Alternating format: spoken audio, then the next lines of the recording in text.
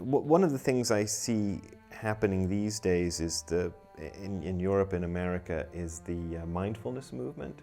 It's very popular, and what they're trying to do is they're trying to take one aspect of Buddhist practice and separate it from the religion of Buddhism. And this is a whole question about the religion of Buddhism.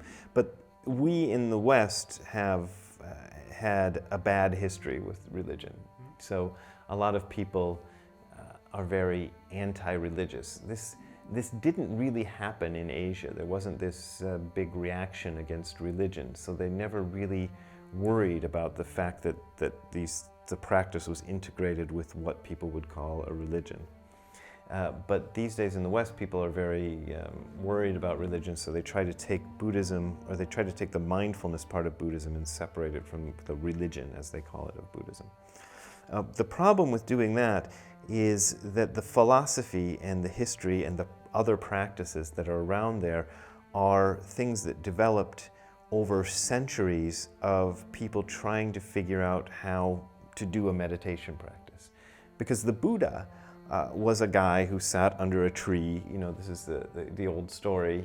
He tried a bunch of different practices that were available in India 2,500 years ago and was dissatisfied with them and decided to settle on this very simple practice of just sitting still, you know. And that's where he had his great awakening.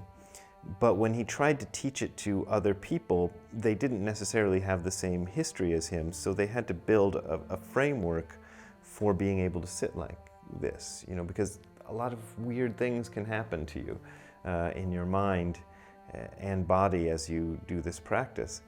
And so the things that we call the Buddhist religion and philosophy developed out of that, developed as a way of trying to understand and be able to do the practice. So if you, in the modern times, try to take the meditation practice out of Buddhism and present it as a simple, you know, as just a thing into itself, you're going to run into the exact same problems that the Buddha ran into 2,500 years ago, you know, of people having strange experiences that they can't explain, or people getting frustrated and quitting because they don't understand what's going on, and you know, so forth. And there's a lot of other problems.